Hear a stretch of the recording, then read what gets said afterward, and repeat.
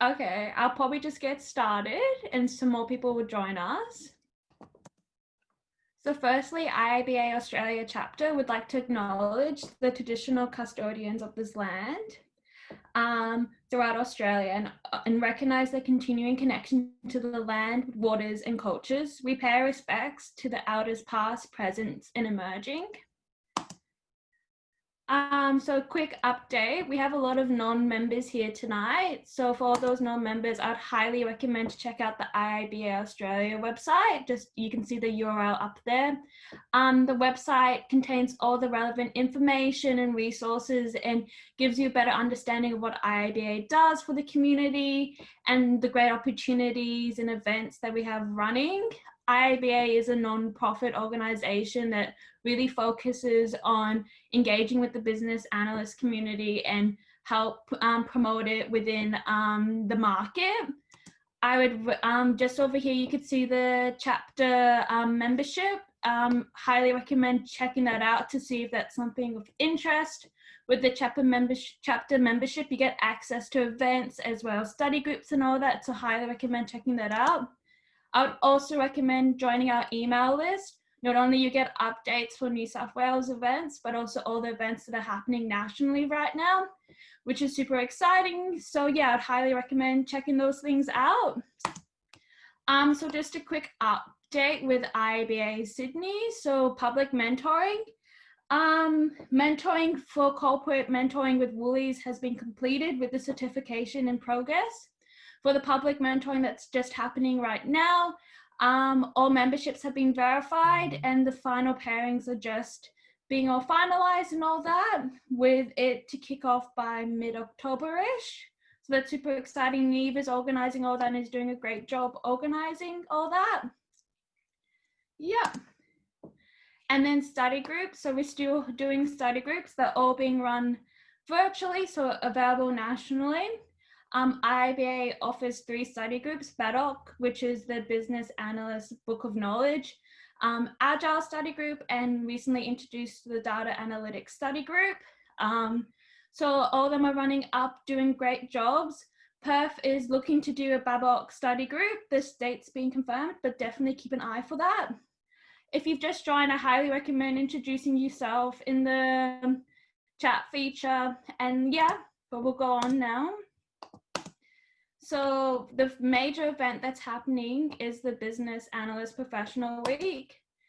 So that's occurring during the 26th to the 30th of October. It's basically a week-long conference which has opportunities for both opportunities including networking as well as events and activities opportunities that are focused on the BA community. It's all virtual and the tickets are on sale now, so highly recommend to register. With that, we're going to have a Connect, Innovate and Grow with the IIBA Business Professional Week. We're going to have Gary, who's the IIBA Australia's event lead, leading that event with a BA speaker. It's happening next Wednesday. Highly recommend to attend if you're interested about the conference. And yeah, and for students, we have a special offer, special tickets. So I'd highly recommend checking that price out if you're interested. On top of that, IIBA Sydney is collaborating with PMI this year again for PMDOS 2020. PMDOS is an excellent opportunity to volunteer and help out a charitable organization and who will present you with a problem, and you will work together in teams and collaborate and come with hopefully a great solution. Registrations do close for tonight, so if it's something that you are considering doing, please check it out. Please register. It's a great opportunity, great experience. So yeah, to get involved with the community.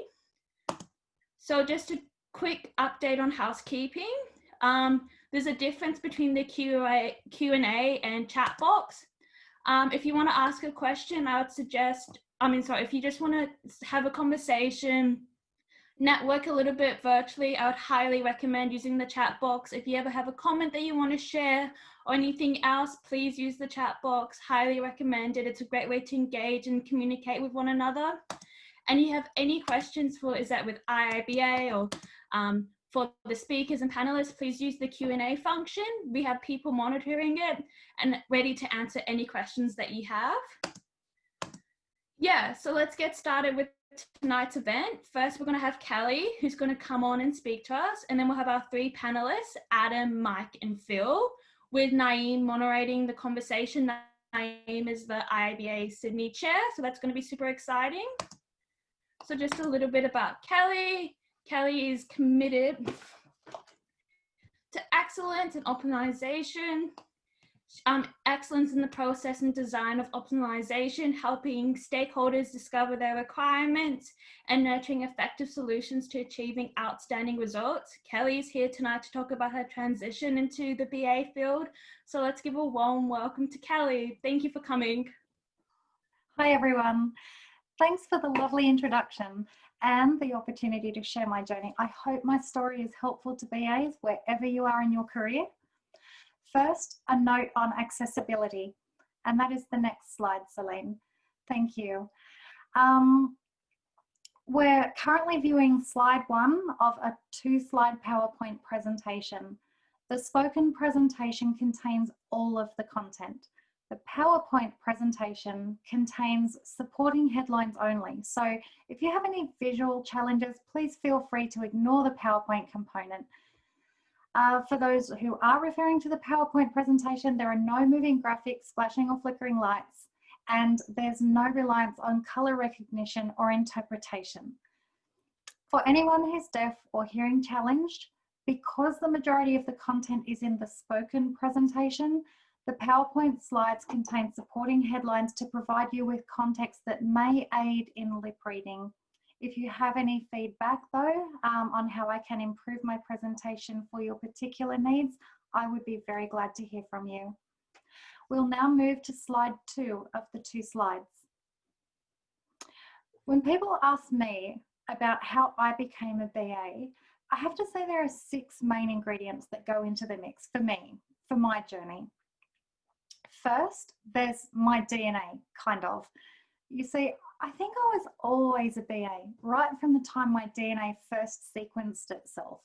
I recall sitting at home on a concrete pathway one hot summer's day in country New South Wales when I was just 8 years old, chalk in hand, writing a spreadsheet style schedule and work breakdown structure of how my time would be spent in the school vacation to achieve the things I needed to achieve for myself.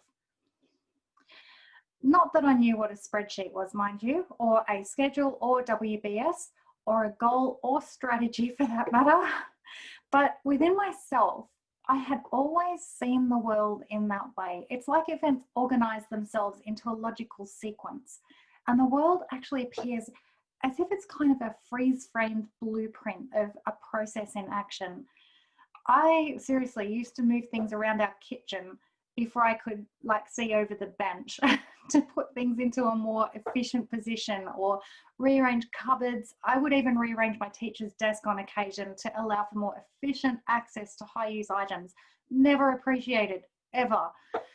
If this is a condition of some kind, I'm actually glad to have it. But the point is, something in me really meant that I was designed with an aptitude for business analysis. For me, that's part of my journey. Second ingredient was a deep and broad industry knowledge. This is not essential for everyone. So if you're a student with little or no work history in any industry, don't freak out. This is just how it happened for me, and it's not the only way or the best way. After uni, I joined Westpac through their graduate program, and I've remained in the banking and finance industry since then, except for a short stint of teaching things like kayaking and archery, you know, as you do. One day, my industry knowledge placed me in the position of being a subject matter expert, or SME, on a project. I didn't know what an SME was. Seriously, how naive was I? I can't believe that. Or what a project was, believe it or not, but the experience was great. I was doing solution validation, requirements verification, and of course, planning and monitoring my work, all without realizing that this was right out of the babok. There was no BA on the project, not that I knew what one of those was either, but I was doing BA work and I loved it. The project manager kept me in project land from then on, where I learned everything as I went along. That was a very generous mentoring type of manager who really helped me flourish, and I owe my start in my BA career to him. The next main ingredient was finding a genuine appreciation for business analysis as a way I could create the greatest value in the workplace in a way that's true to me, to who I am. This actually came surprisingly through a small hiccup along the way. See, being great at business analysis, the HR department decided I should have a promotion opportunity. Clearly, a BA could only be paid a certain amount, right? So the only way up was to step up to project management. I know, weird, right? But that's how people thought there. They had no concept of a non-project BA.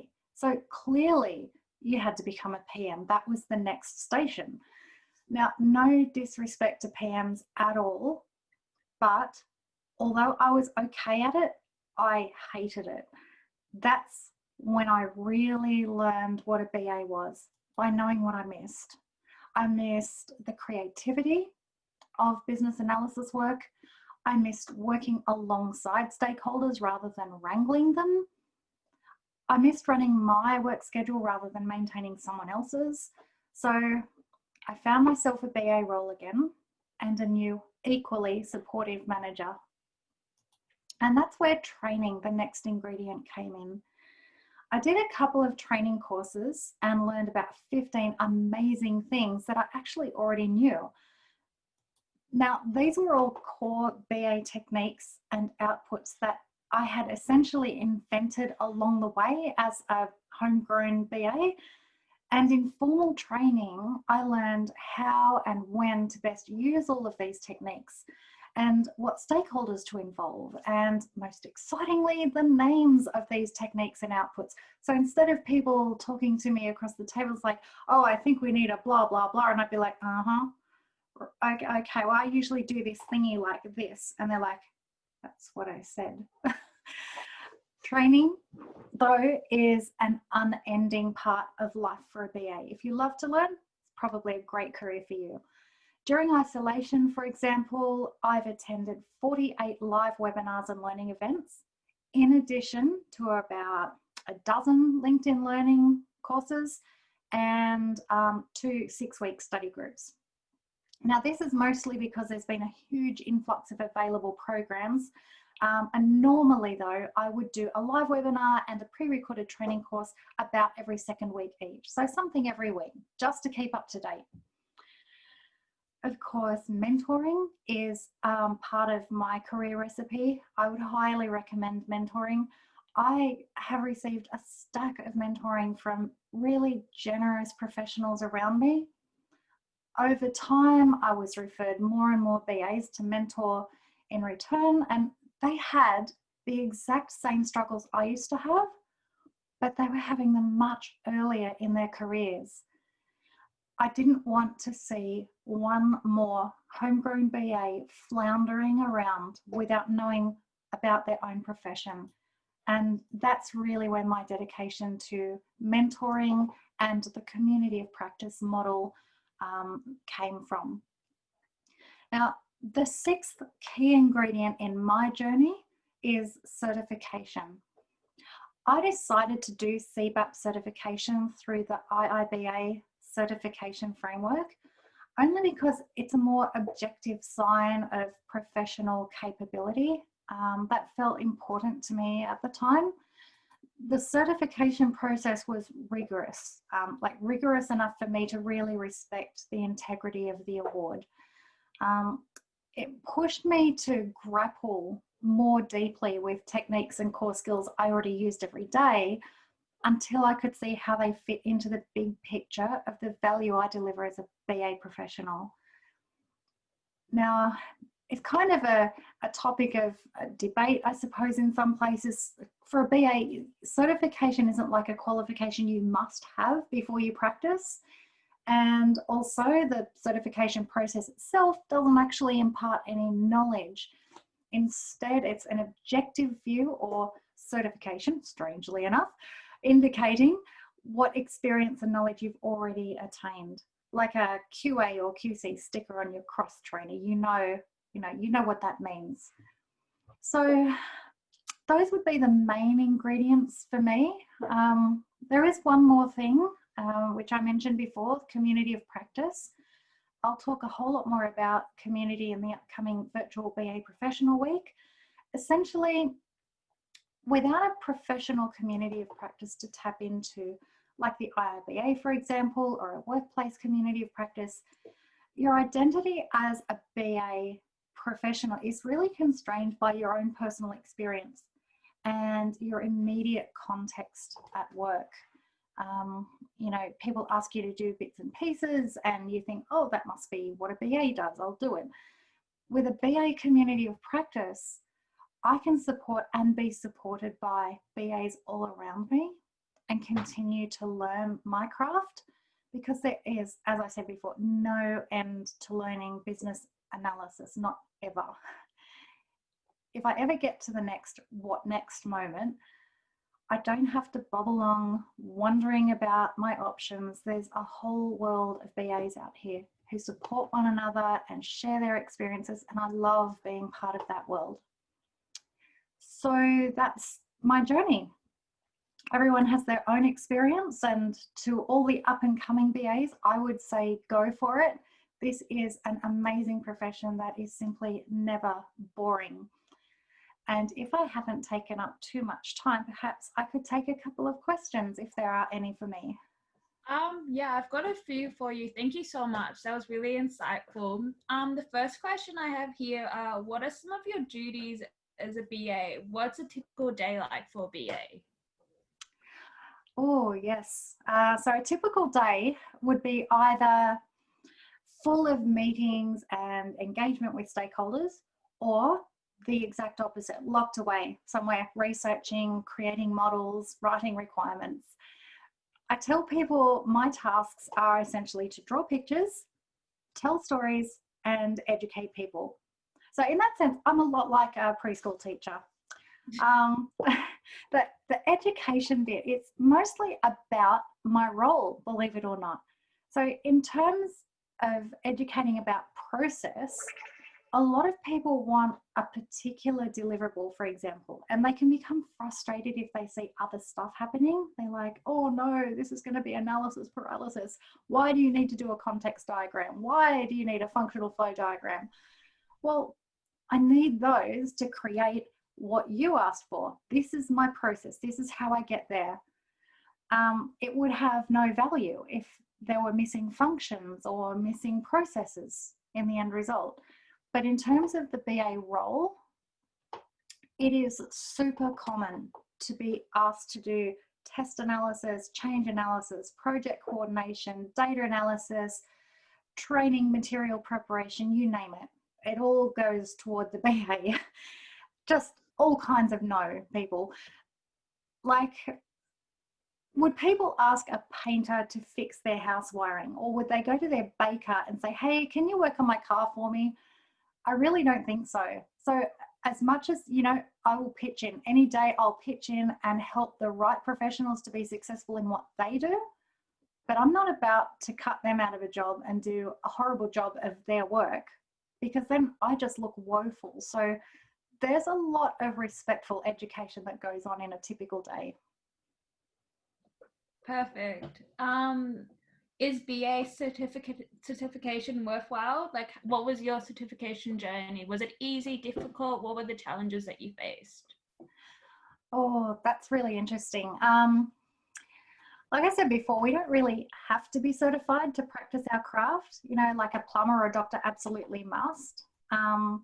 And it's really just a measure of what you've already learned, kind of like a quality check stamp on your head.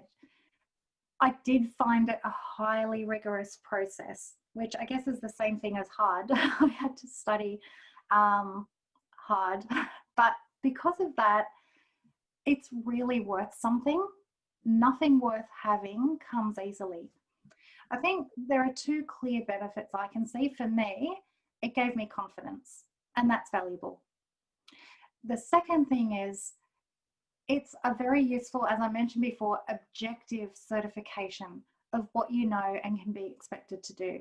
So at times such as changing jobs or just entering into business analysis, it can be really useful.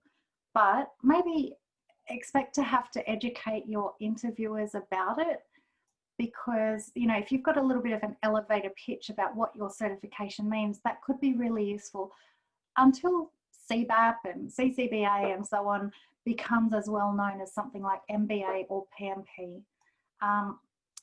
If the question was membership, I would say absolutely membership of the IRBA is just so valuable for me. Like events like this, for example, and access to the BABOC, all of those things are just so valuable. Certification itself, my advice is be clear about what your career goals are, and then you'll very likely discover if certification is part of that landscape for you.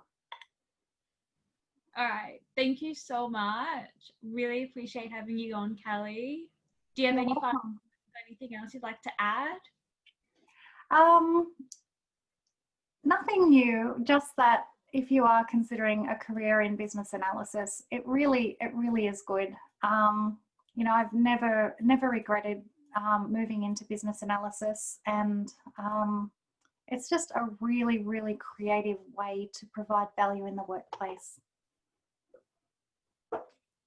Thank you so much. I'm going to pass it over to now Naeem, who's going to introduce our three panelists and get the conversation going. Thanks, Naeem.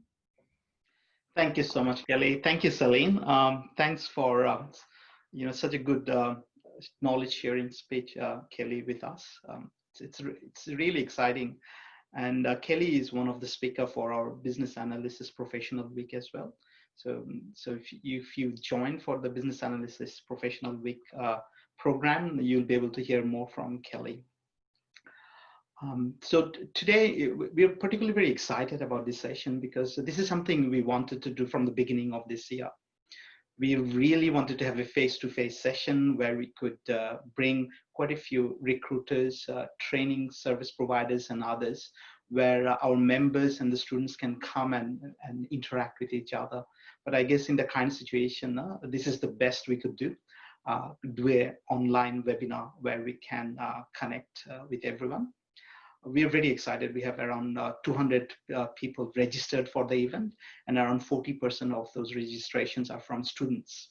So this is something IBA Sydney branch wanted for quite a bit of time. We wanted to increase our engagement with students, and it's fantastic to see that so many students has registered for the event and also joined today.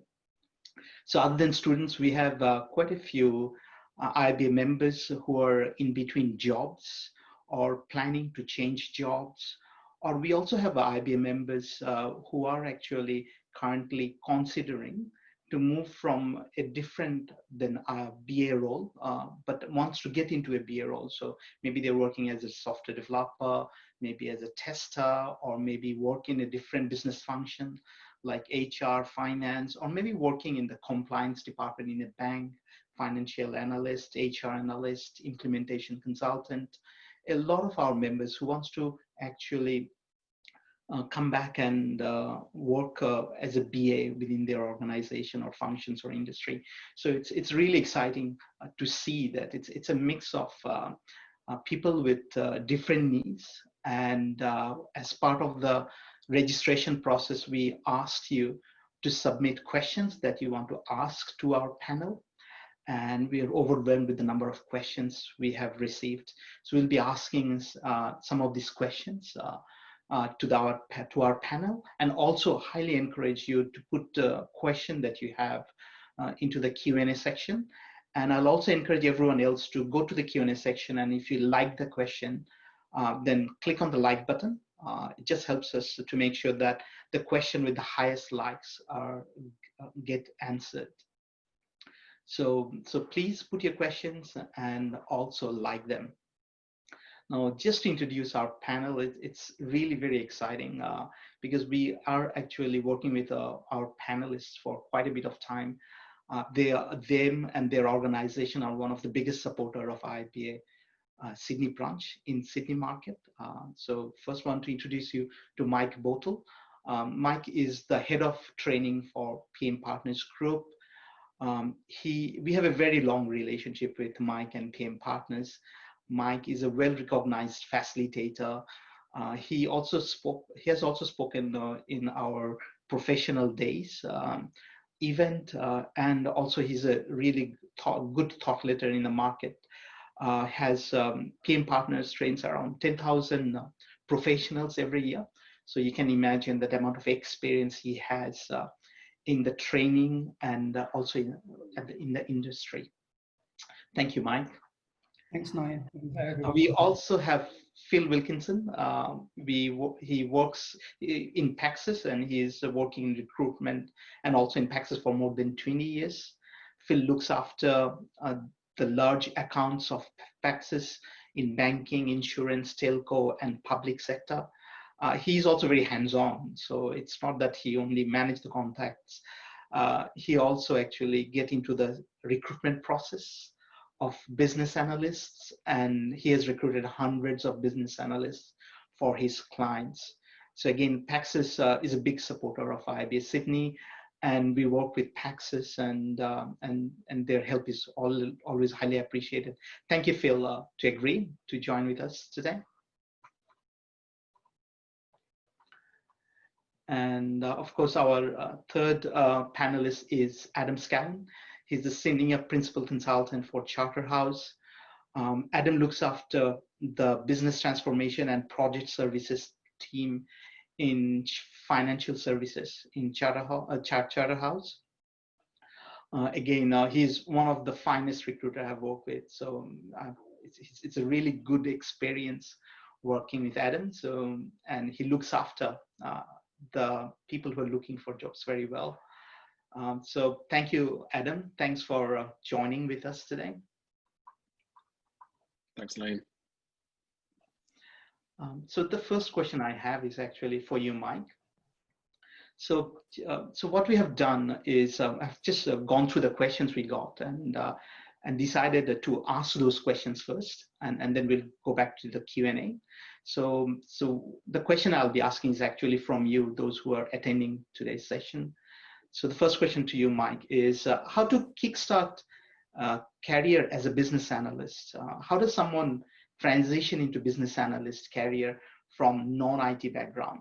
So for example, we have a lot of people works as a finance analyst, maybe HR analyst, or work in different departments, but they're very keen to get into the business analyst profession. So what can we do actually to help them to transition into a business analyst role?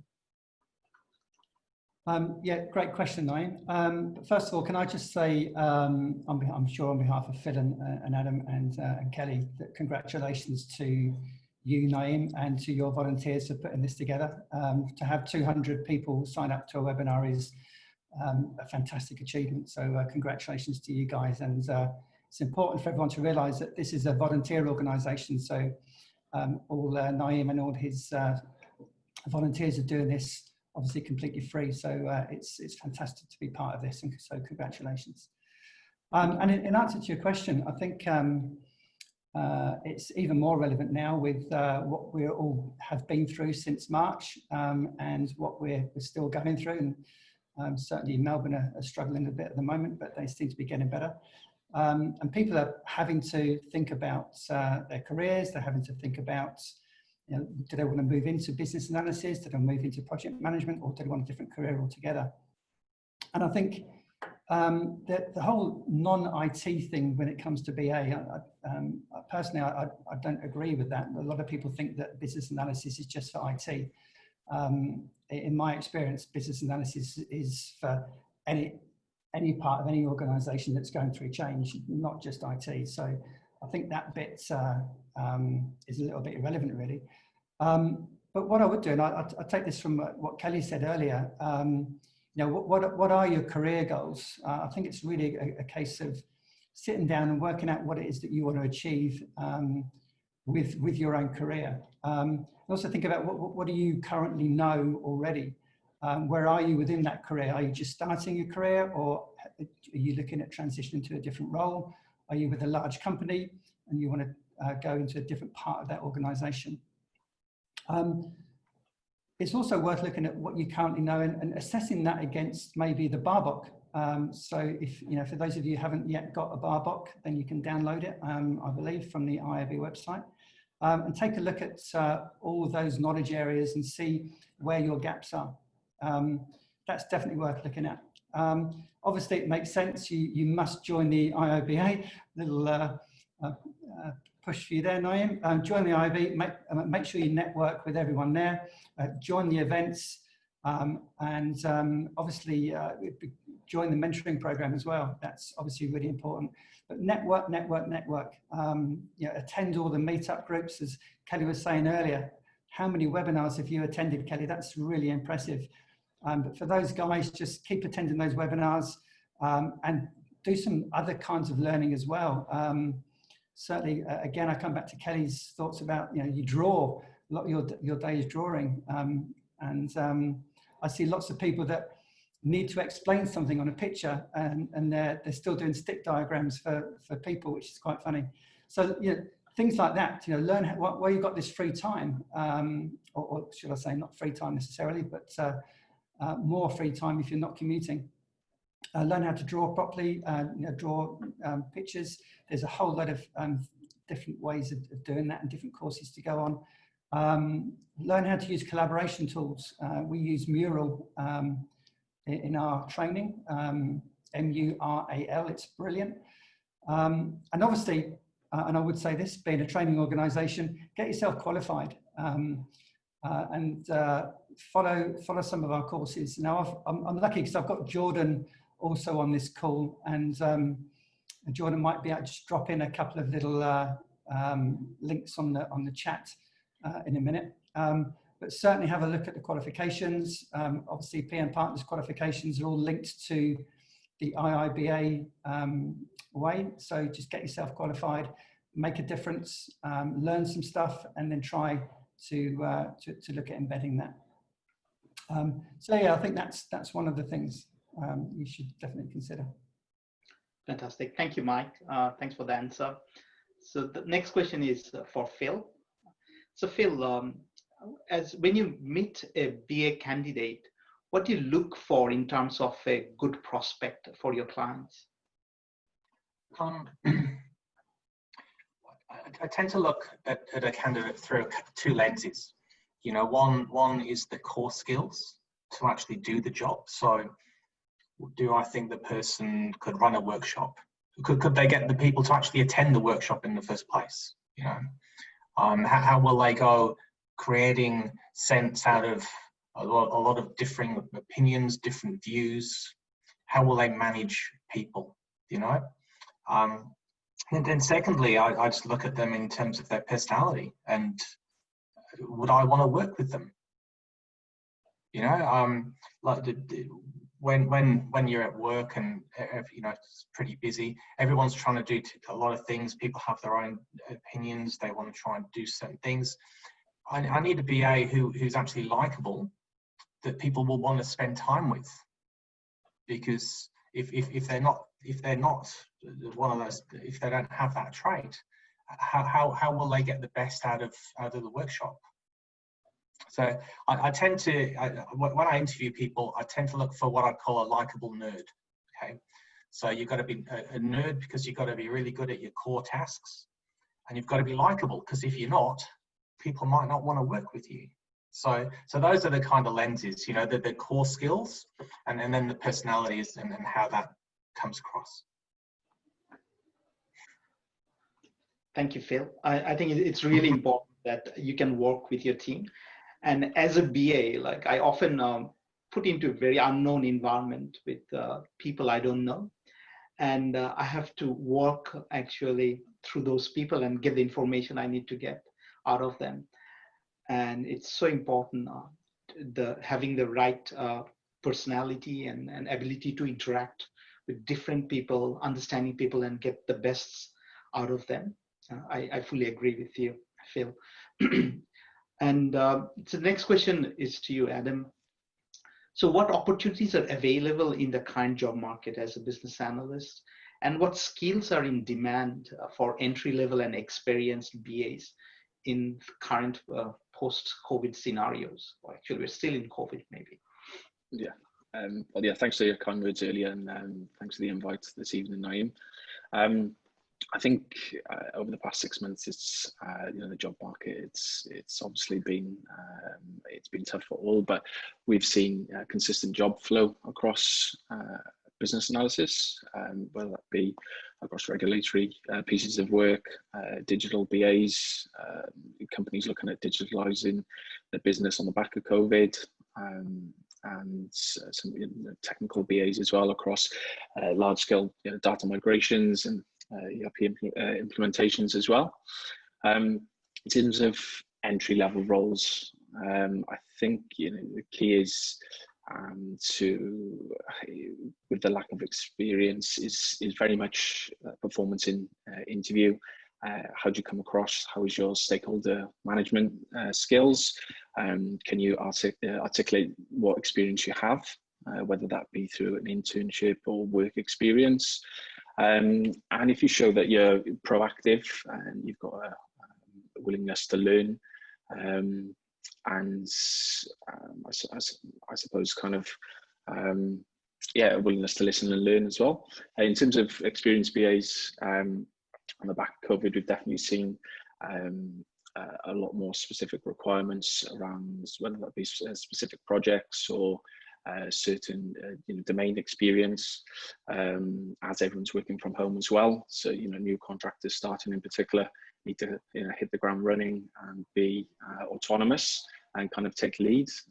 We've even been asked for some BAs to wear the hat of a PM as well. I've actually had a couple of hiring managers ask for CBAP certification as well, as the volume of candidates has been so high. So yeah. Fantastic. Thank you, Adam. I'll come back to you again, Mike. How will I know which certification best suits my skill?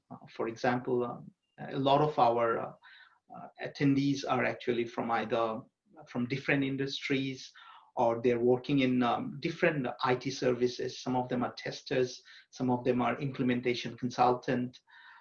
They do a little bit of BA related activities, but they're not really a complete full-time BAs. And so the question is, how will I know that which certification will suit my skill best if I want to become a BA?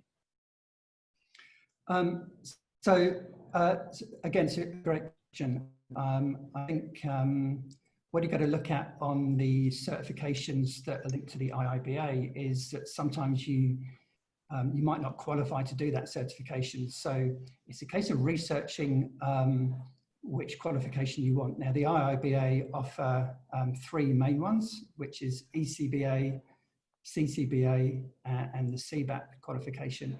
And each one of those qualifications requires a different level of experience before you can apply to take the exam. The Ecba is the entry-level one. And the thing with something like the entry-level one, where you need a minimum amount of experience, is all the skills that you learn on one of these courses are completely transferable. So the type of things that you learn regarding requirements gathering and stakeholder engagement, communications, and all the things around business analysis that you'd expect to know are transferable for anything you want to do in any domain, and will be very useful for the rest of your life. How to facilitate a workshop. As a BA, that's one of our core skills. And that's the kind of thing that's to set you up for life. So what I'm trying to say is don't worry about it. Just have a look at what's relevant for you. There's also Agile to think about as well, and that's a whole other stream of complexity when it comes to certifications.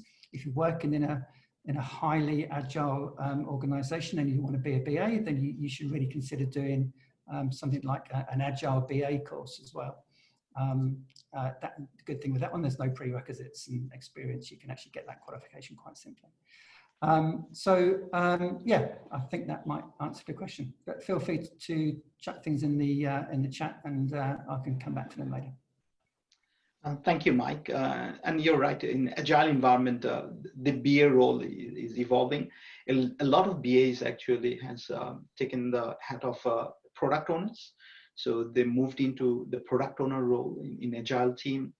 In a lot of organization, they're recognizing that they still need a BA in agile team. So they're reintroducing the business analyst role in agile, because traditionally in agile team, everyone is expected to do the analysis, and then no one is really great in doing that. So in a lot of organizations, they're reintroducing. About in the past, people have talked about T-shaped skills, so that you've got that whole kind of width of different areas and depth in one specific subject. That kind of evolved into like a pie shape, where people are expected to do at least two kind of experts. And now they talk about star-shaped. So when you start working in an agile team, you've got a multitude of different skills.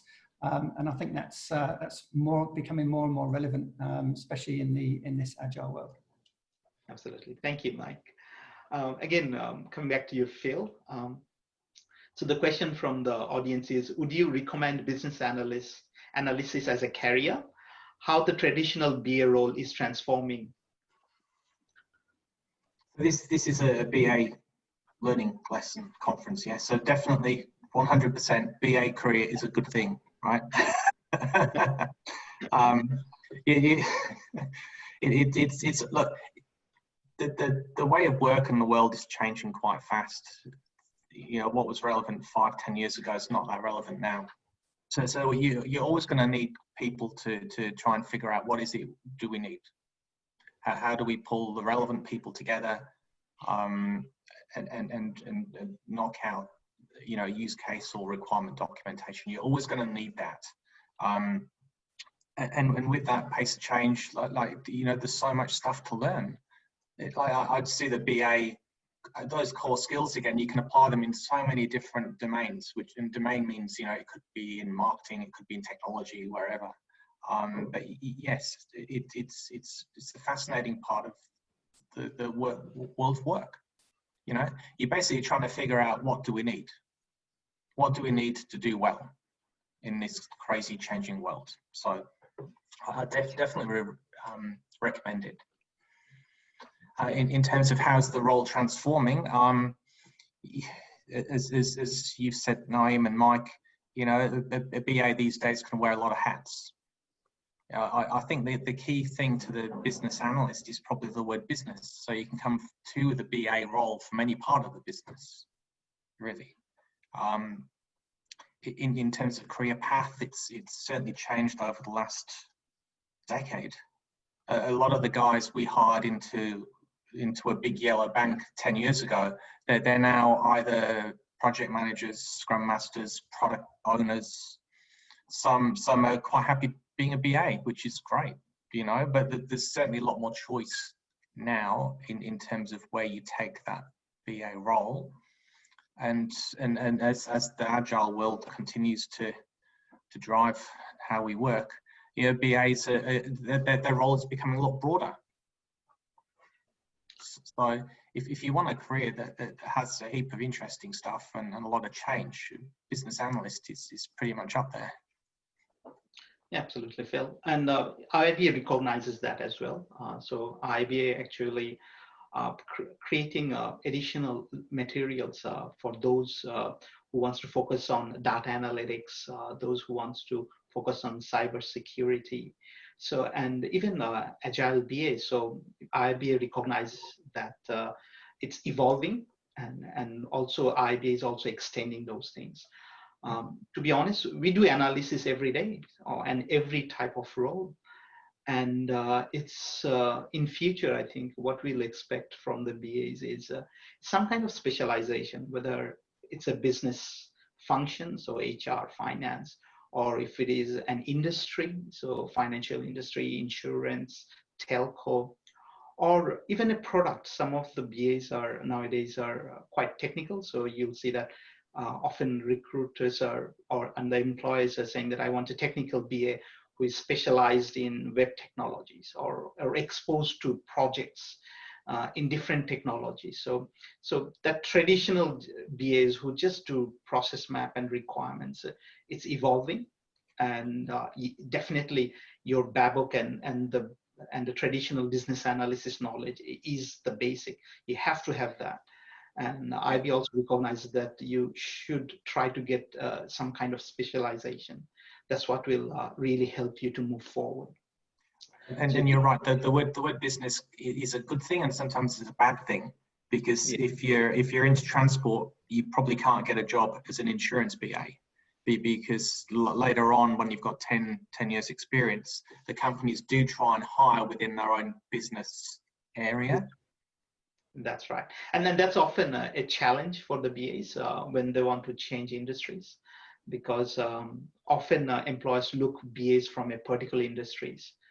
Do you see that, Phil, when you go and talk with your clients? Does sometimes your clients ask for specific industry experience? Are you saying clients are demanding? Yes, they do. And the closer to the business, sometimes the more rigorous they are in terms of saying, no, we need them to have claims experience. But if as in insurance claims, but if you're specializing, and you touched on it before, like in an area of security or maybe infrastructure, they're a lot less specific around the industry that they come from.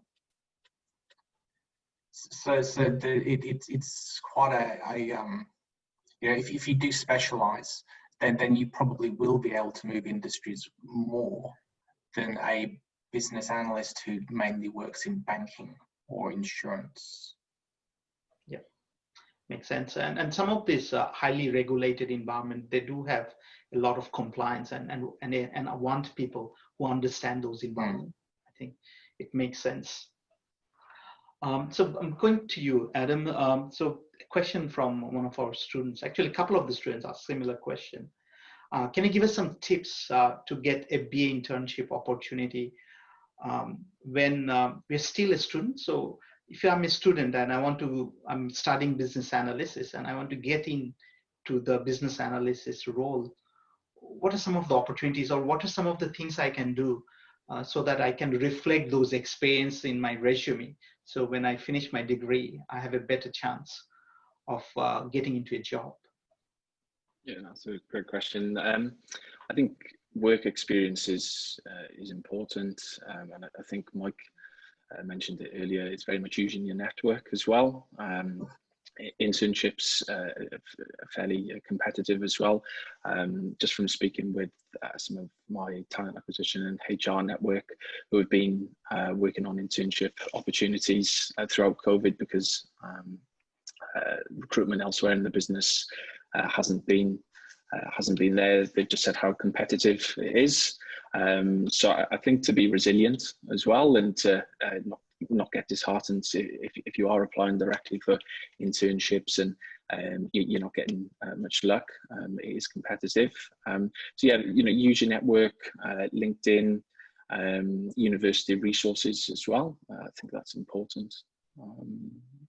And I would say, in terms of LinkedIn as well, you can connect with internal recruiters that it may say their title could be campus recruiters or graduate recruiters. Reach out to them, send them a message, and yeah, be proactive. Yeah, absolutely. Thank you, Adam.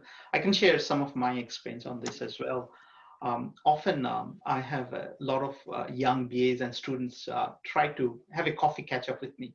Actually, what they're trying to do is build a relationship and see whether there is any opportunity within my organization or not. So if you're a little bit confident, I think that's really good technique. If you know someone in the LinkedIn, or even if you don't know, just if you know that someone, or if you probably send 10 emails or 10 requests, you'll be surprised how many people will probably be happy to just have a coffee with you, especially if someone is really young in the industry. So I think that's a really good one. The mentoring program is a good one. IBA offers mentoring program. So if you want to get into a mentoring program and start getting some guidance from a BA who is working in the industry, That works pretty well. When I recruit BAs for my organization, I look at the resume and see that whether there is anything that shows that they're keen about business analysis.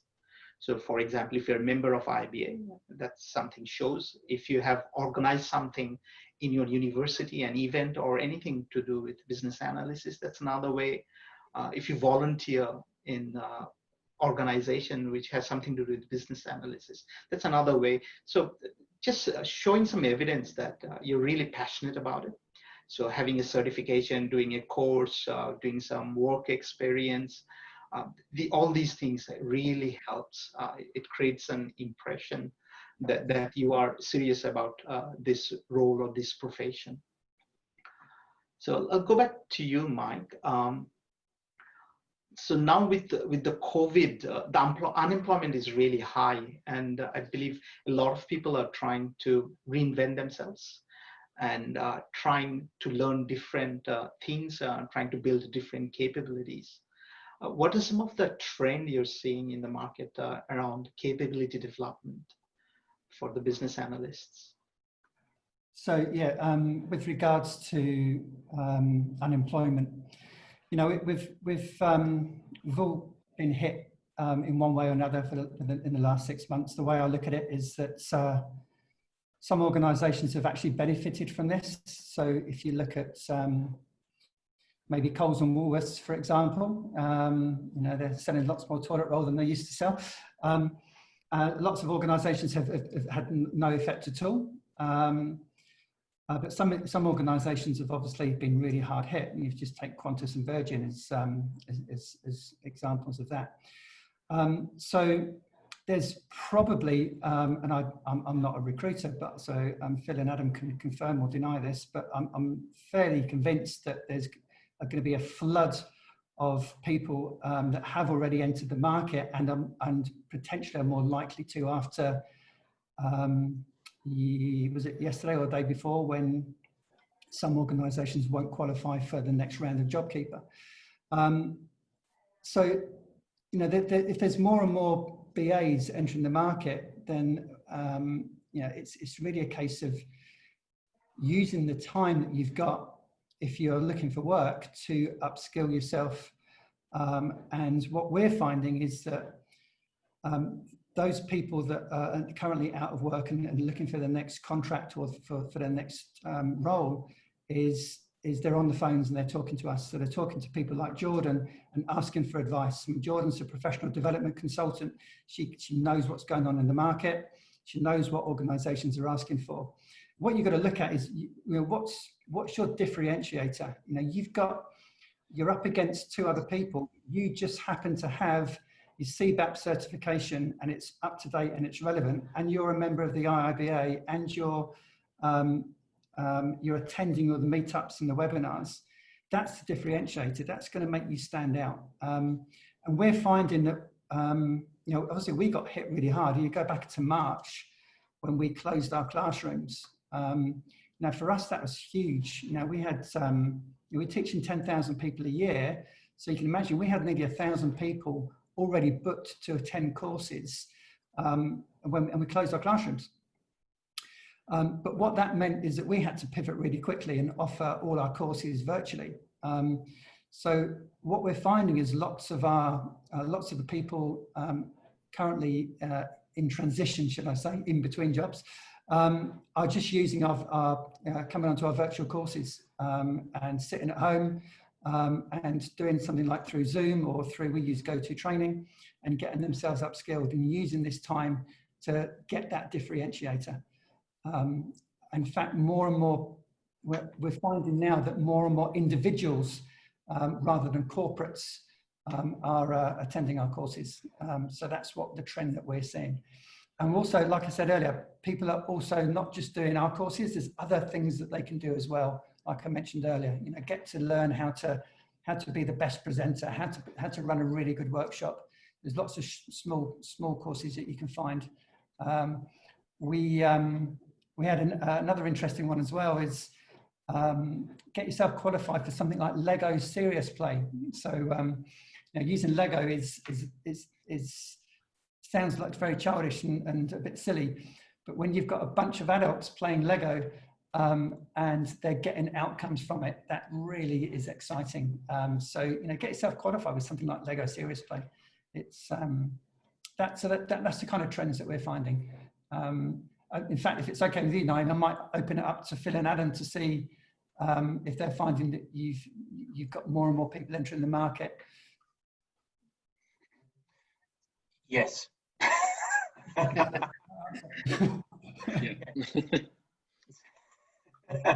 Yeah, and so there's a lot more competition, and so people do look for, perhaps at the start of your career, a bit more the things that make you stand out, you know.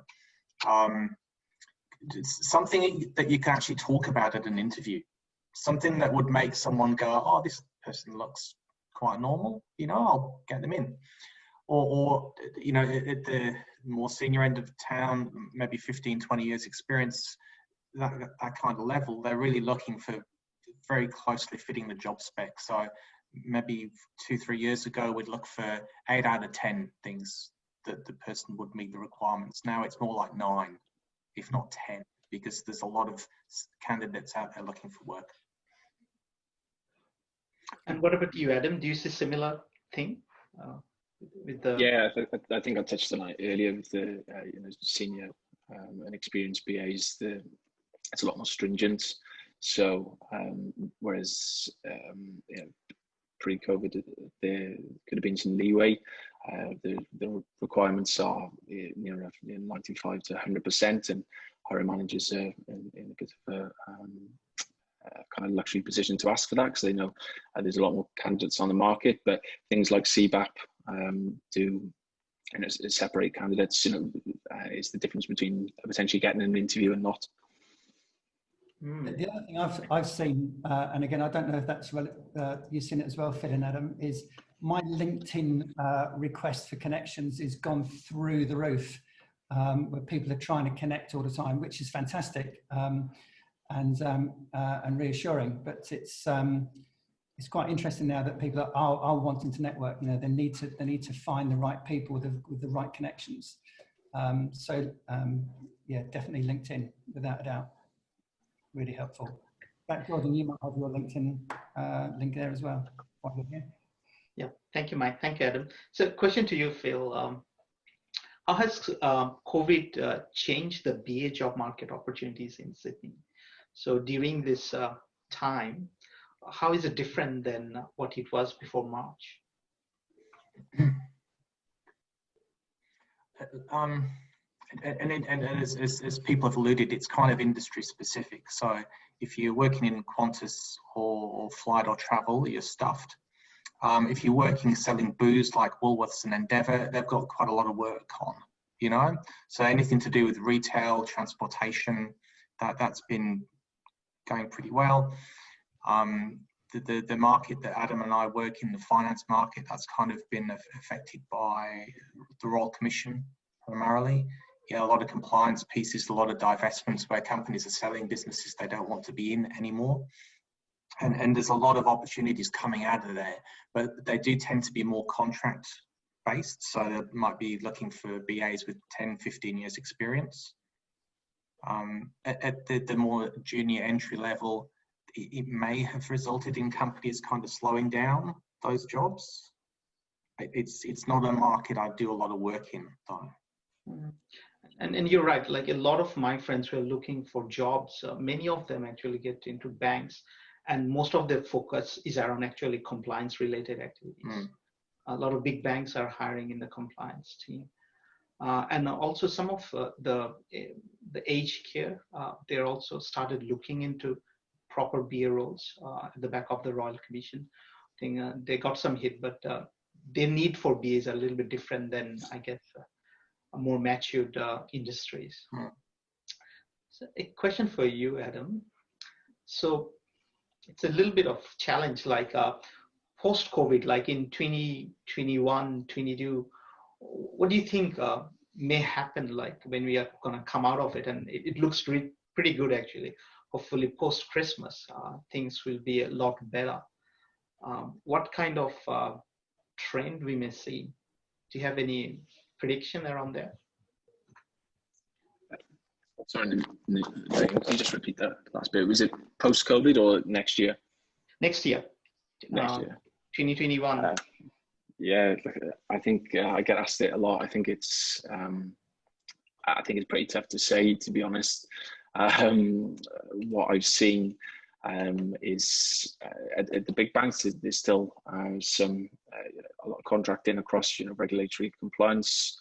And this, throughout COVID, they've been hiring significantly, but we've also seen quite a big shift towards fixed term and permanent roles for BAs as well, as money's tight for businesses.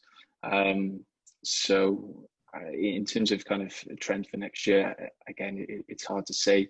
I know a lot of organisations started to trickle back in and filter back into the CBD and return from working from home in July. And then when Victoria had the big spike, everyone kind of shut the doors again, and everyone returned to work from home.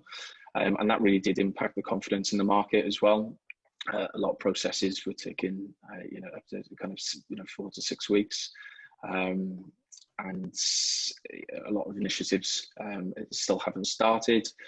So it really does depend, I think, on these last 3 months. If we can manage, if there's no spikes with COVID, then hopefully we can see a return to some type of normal. I'm not sure what, it'll definitely be different.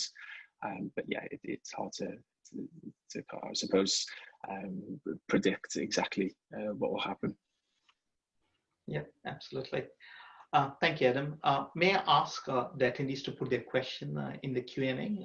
We started picking questions from there as well. So please feel free to put your question, and I'll encourage everyone actually to like those questions. So it helps us to prioritize which one we will answer. So one of the questions we have from the attendees is, what advice can you give to someone who wants to transition to be a BA, and what kind of support is available for the transition? I'd probably reflect a little bit on what we do in IBA. I think a lot of people who wants to get into business analysis career, they do come and talk to us. Often they come and attend our events or become a member, get into one of our study groups or mentoring program. Start networking with the BAs. I think that really helps them. So if you want to get into a BA career, I think it's important that you start exposing yourself where there are other BAs. And every BA is working in one or multiple projects. So come and talk to them, try to understand what kind of work they do. Try to understand what are some of the capabilities important. Especially some of the soft skill, it can be trained, but it's really important to have those soft skills as a BA. So I think those things are really important. We have a lot of universities that provide business analysis courses. Some of the colleges do the same. We work very closely with TAFE New South Wales,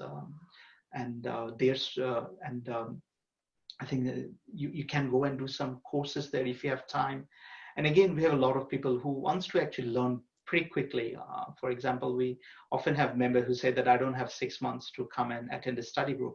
I want to do something really quick. I want to take a week off from my work, or my work is actually happy to pay for a course. And I want to do something very quickly, and what options available for me. So I'm assuming that if someone wants to do something really quickly, they need to go for a proper training providers. So question to you, Mike, like organization like PM Partners, how do they help those who wants to probably fast track their capability building process? How do you help those professionals or students?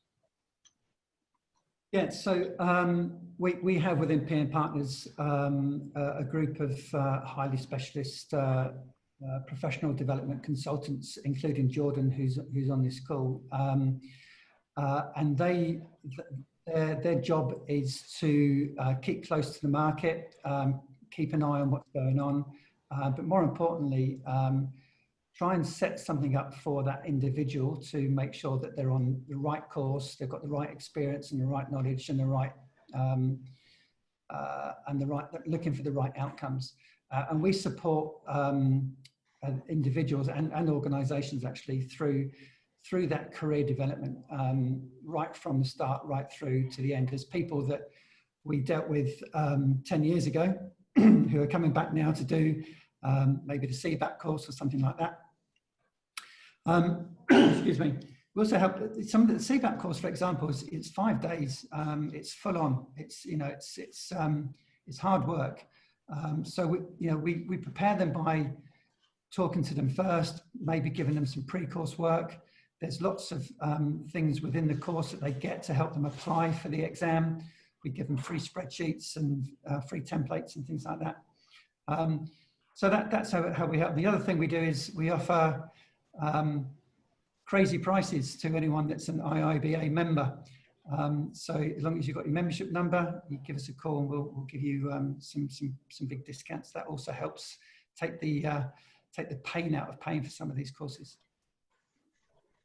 Yeah, thank you, Mike. And thanks for offering that discounts for IIBA members. So we have quite a few students attending today, Mike. Will you offer some discounts for them as well? Well, I think the objective is for the IIBA to get more members. It's not to sell my courses, but discounts are available. All you've got to do is flick an email to Jordan, who's put her email address in there. Talk to her, and she'll sort your discount out. So the answer is yes, of course. We look after everybody. There's also payment options available as well, similar to Afterpay, but we can't and not allowed to give Afterpay on training courses, but we can do our own one. So yes is the answer. And thank you, Mike. And maybe it's a good incentive to become a member of IIBA. Probably that discount will pay for your membership fees. So one of the questions on the Q&A is, how do you move across industries as a BA? So I'll probably try to answer it a little bit, and then I'll flick that question to Phil to reflect on that as well. So when you actually try to move across industries, it depends what kind of role you're applying for. So some of the roles may require very specialized skill and relevant to that industry.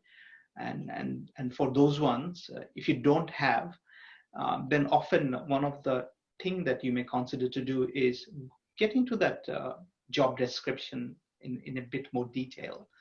Try to understand what are some of the capabilities that role requires, and reflect on what are some of the projects you have done that required similar capabilities. So that's one tactic I always use. So if possible, call the hiring manager, try to know a little bit more about that role and what will make someone successful in that role, and then just focus on those capabilities. Because often in many roles, it's not necessarily the technical skill, it can be everything else. And some roles can be quite technical. For example, I was just talking to someone who's looking for someone who has very in-depth knowledge around payment services. That's a specialized area.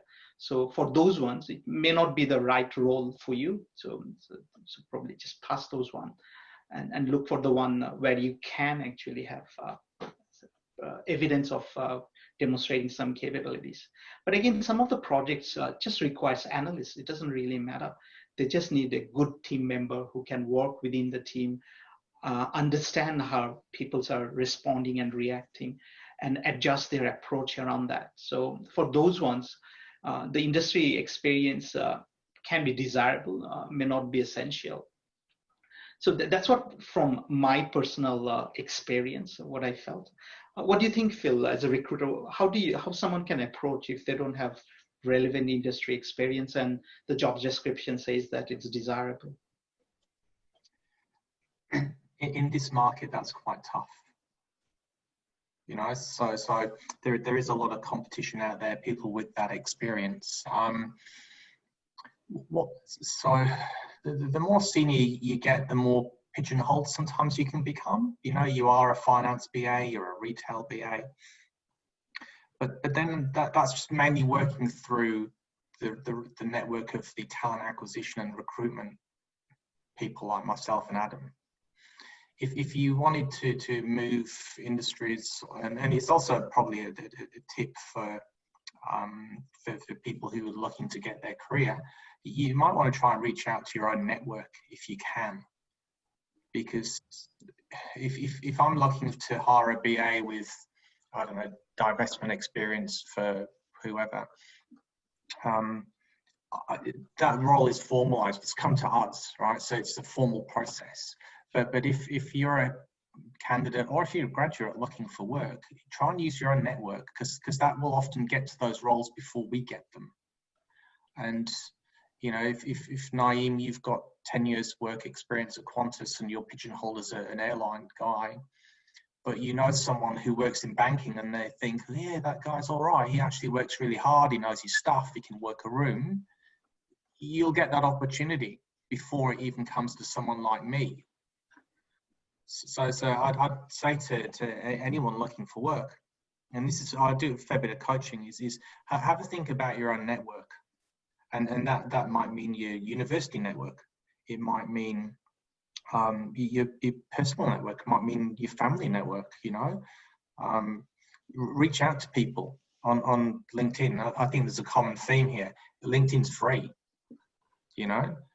Good God, just send out 10, 15 requests a day. If you get 2 responses back, that's all right, you've done well. You know, and just try and, so if you use your own network and you try and organize stuff yourself, you'll have better advantage of joining a company or actually joining, you know, quite a finance domain if you're an airline guy. So try and use your own network, you know, and just, getting a job is a job sometimes. Just keep going. Fantastic. Thank you, Phil. A question for you, Adam. So we have one of the attendees asked, as a fresher, how can you prepare yourself for an interview? So what are some of the tips you can provide to someone who is looking for a job for the interview process? Yeah. I think around 90% of my interviews at the moment are virtual as well. So I think it's really important. You can treat it as if you're, you know, potentially dealing with a difficult stakeholder. You really kind of have to come out of your shell.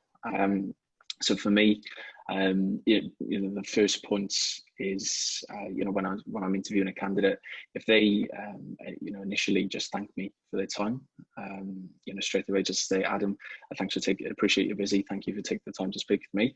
Personally, I feel like that gets the interview off to a really good start and sets the tone.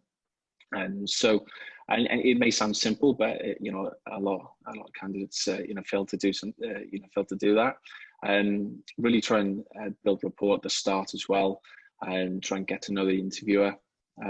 In terms of talking through your experience, you know, plan as well. It's really important that your answers are structured and you've got a bit of a, I suppose, elevated pitch around your experience or what you could bring to the organization and that specific role. You know, talk about your achievements, or if you're in terms of if you're a student, it could be along your regarding your work experience, volunteer work you've done.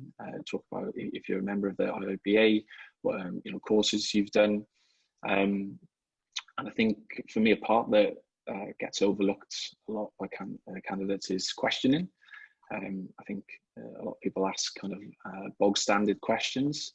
And for me, if a candidate, you know, prepares questions, even kind of personalize is the question to the interviewer. You can look at their LinkedIn profile, you know, actually tailor a question specific to the hiring manager. And for me, that just shows that the candidate cares, they're conscientious as well, and they're actually interested in the opportunity. And then at the end, I'd say, you know, don't be afraid to actually express an interest in the role. It can be quite powerful, just a closing statement, you know, expressing an interest in what you believe you're suitable. Look, they're great points, and I'd say for anyone who's at uni, or finishing uni. An interview is like an exam. You prep for it. It's like a verbal exam, prep for it. And also do a bit of homework in terms of who is the interviewer and how serious do they take themselves, and try and learn a bit of the language that might be used. Well, I remember having an interview from uni and someone asked me, do you have fire in your belly? And I was like, what the hell? What does that mean?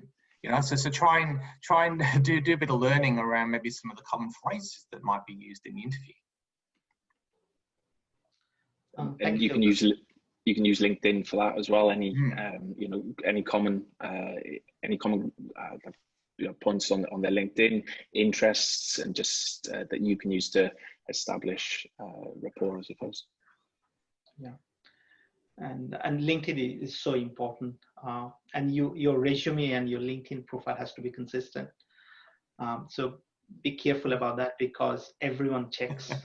They don't even spend that much time on your resume. They'll just go directly in your LinkedIn and try to understand a little bit more about you. And yes. Yeah. And I have heard stories of people where they claim something in resume and they put something on the LinkedIn, and the interview, they felt very embarrassed actually when it was not consistent. So it's important that you're truthful and make sure that it aligns properly. Again, it's a really good way to create your brand as well in LinkedIn.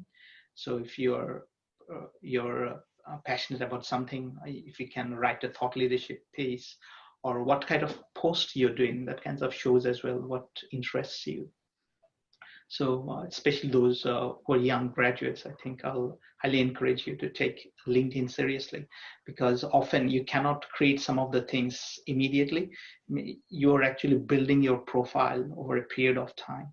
So if you know that what kind of job you are targeting, probably making sure that you research on those items, you publish interesting things around those topics, and a lot of small things that you can do to slowly build your profile in your LinkedIn.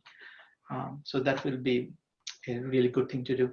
So Phil, it's important. Yeah. And also talent acquisition people and recruiters and hiring managers, we're nosy, right? So if we get a resume from someone, we'll often go, oh, the resume looks okay. What's their LinkedIn profile look like? So yes, I definitely. Do you check other social media profile as well? Like recruiters, do they look into other items? Yeah, the ones who are not my generation will, they often dig in and see what they can find. Because it's a frantic job, and sometimes it's fast, it's exciting, sometimes it's boring. So you get these candidates coming through, and you know, sometimes they will check out social posts. So that's a good point. So don't put anything that you would want your mother to see. Yeah. Okay. So go back to you, Mike. As a BA professional, how long does it take, and what are the costs involved to be, certified as a CCBA or CBAP? I should really know that off the top of my head, but we've got 45 different courses that we offer. So I can probably only answer the CCBA course. So the CCBA course is a 3-day duration, and we're currently offering that virtually. I think to qualify for that, you probably need 1 or 2 years experience. And I'll be honest and say that all the information that we've got is all on our website. The cost for that I think it's 1,995 for that course, because it's a 3-day course. But obviously we, like I said earlier, we'll discount off that to help all the people on this this webinar now. In fact, all you need to do to if you want the discount is just call Jordan or just say you are on this call, on this webinar, and Jordan will help you out with the price. The CBAP course is 5 days. Obviously, there's a lot more prerequisites for that one.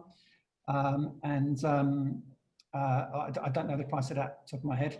Jordan's probably going to put it in the chat now because you'll know straight away. And I think that is a 5-day course. That's a really intense course, as Kelly was saying earlier. The CBAP is intense. There's a lot of work to do. You need to know that Barbot book really well, and the exam's quite tough as well. So yeah, there you go. And thank you, Mike. Probably I'll do the last question, probably one to Phil and one to Adam. So to you, Phil, first. So it's a question from Sucha. She's working as a QA analyst for around 6 years and work with a lot of BAs and PMs during her role. And often she does some of the tasks that BAs and PMs do. And she was wondering that whether she needs to probably get an internship and slowly build her BA career, or can she actually directly apply for a BA role?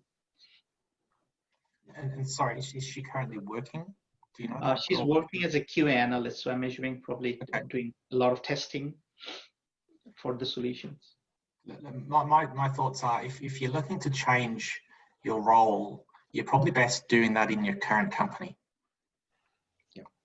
So if I'm looking to hire a BA, I want to find someone who is a BA, you know, because the company's going to pay me money to do so. But if you're actually in a decent company and it's got a, you know, it cares about its people, put your hand up, you know, express an interest that you want to move into a BA position. Say that you want to do BA courses, you know. You probably find if you're working on a fast, scary project, you might end up taking some BA responsibilities because someone has to, you know. So I'd encourage her to look internally for opportunities to take on a bit more responsibility. Look internally. That might be formally, you know, by talking to the manager and HR. It might be informally by just doing a whole heap of tasks. And after 6 months, you go, well, look at that, I'm a BA, thanks very much. So if you're looking to change your role, you really need to do it in your own company. That's the easiest part anyway. Yeah, and I fully agree with you, Phil.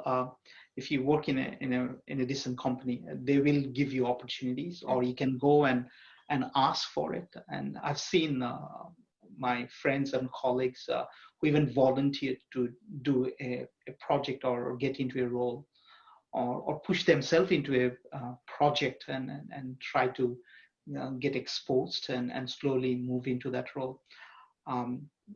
Being a BA, it's easy to get a BA job. If you're not a BA, then you have to be very careful to either start at the very entry position, but which is not easy because people will see you as a QA person, not as a BA. But if you know someone, you know, that may help in a way that who can understand and appreciate your skill. And if you're a TA person and your company won't move you into a BA role, do a bit of research, figure out what companies have good career paths, apply for that company as a TA, work there for 12, 18 months as a TA, do a good job, and then put your hand up again. So when you do move companies, you kind of you're more valuable if you're doing your core skills. So a QA for 6 years will be more valuable than, you know, than a junior BA. But I would just recommend, if you can't do it internally in your own company, just look at moving if that's what you really want to do. But never go for a QA interview saying that you want to be a BA in 12 months, because you won't get hired. No, that's right. Thank you, Phil. So the last question is for Adam. So what skills and qualification actually the companies are looking for in a recent graduate? So when you're hiring a recent graduate, what kind of skill and qualification you're looking for if someone wants to hire a BA? In terms of recent graduates, you know, to be perfectly transparent, I don't recruit too much at that level. In terms of kind of entry-level BAs around the, you know, to 2 year mark. As I mentioned earlier, very much the stakeholder management, stakeholder engagement skills. Are they confident? Can they articulate what experience they have, what achievements, and skills that they could bring to the role, bring to the organisation? Why do they want to join as a BA? Why do they want to join that specific organisation as well?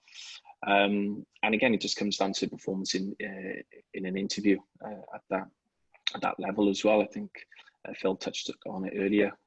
It's about personality as well. If the hiring manager can see that you want to learn, you want to progress, you're passionate, and you can communicate. And you're, I suppose, determined as well. I think they're the key points in terms of qualifications. For me, it's tough to say. I'm not sure if Phil or Mike would be able to answer that. Thank you, Adam. Phil, I believe you attended some of the university career fair as well. Is that right? Oh yeah, yes, yeah. It was more a career discussion at Macquarie Uni several years ago. And again, what kind of skill do you like, or what kind of personality generally you look for if you're recruiting someone for a junior? If I'm looking for someone, if you're looking for someone as a business analyst, you just got to be able to. The business analyst will probably be the person at the party who will go up to someone and talk to them and say, hello, what do you do? As opposed to the salesperson who'd probably go, hello, what do you do? What do you need? I've got it. So the business analyst is someone who would be engaging. It's personality. You don't have to be the most outgoing, but you have to be able to hold a conversation and with a bit of structure. Yeah, absolutely. Thank you so much, Phil. Thank you, Mike. Thank you, Phil. Thank you, Adam. Thanks for your time and sharing your insight and experience around the business analysis skill and recruitment and capability development. Thanks to Kelly Myles as well for sharing her experience as a business analyst. Thanks to Celine, our marketing manager for Sydney branch, who actually opened the session. Margaret, our member and volunteer in marketing team, who does beautiful graphics for us. Charmin from our engagement team, who worked behind the scene to make it successful. And of course, our event team manager, Sarita, Nigel, Milena, who worked behind the scene to make sure that we can actually come and organize this event. Thank you so much. Thanks, everyone. And again, as Mike said, it's a volunteer-run organization. So those of us who actually work for Ecba, we are all volunteers. So we are very passionate of business analysis, and we like to come and share our passion with others in the community. So thank you so much. Thanks for coming and attending this session. And we will really love to come and work with you and engage you and talk to you more about Ecba. So thanks, everyone. Thanks for attending today. And we look forward to see you probably face-to-face in a month's time. Thanks, Thank you, Naeem. Thanks for organising. Everyone behind the scenes too. Well done, everyone. Thank you, everyone. Yeah. Thank you.